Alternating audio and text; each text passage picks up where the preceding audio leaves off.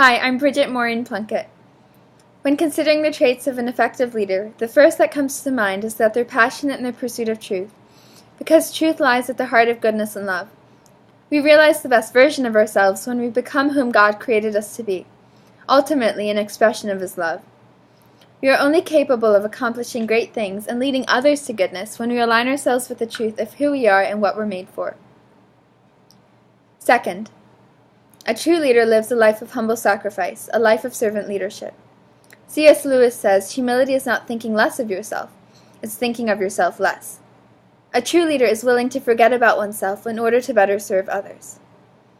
A true leader recognizes that they can't do it alone and that we're made for community, so they motivate and inspire others to join them in servant leadership.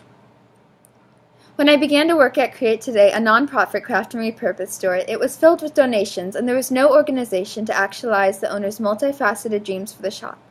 Birthday venue, soda fountain, repurposed crafting space, small art center, and retail shop.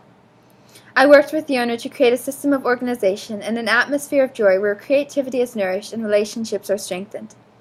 I wanted people to come in and feel welcome, to feel free to dream and live wholeheartedly. I found that our little acts of service can create great moments, and so I spent countless hours sorting through mountains of donations and reworking the shop's layout, as well as helping kids produce the unique projects that they had envisioned, often burning my fingers with hot glue in the process. With patience, I untangled knot after knot of thread while teaching the little twin girls to sew, cherishing their pride of craftsmanship. Often people would come into the store, Create Today, and only need a listening ear.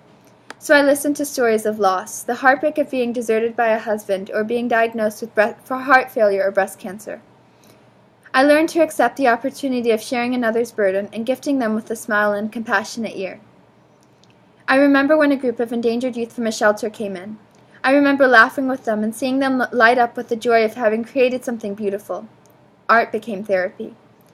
Now that the store is functioning well, I often plan, prepare, and facilitate birthday parties.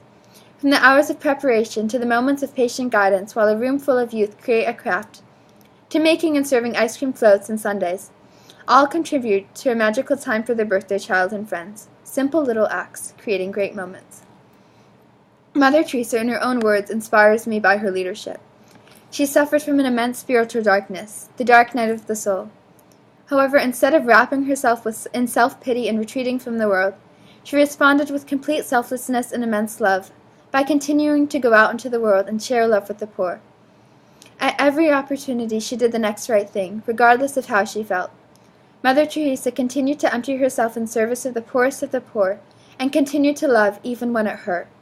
She sacrificed her entire self for people shunned by the world.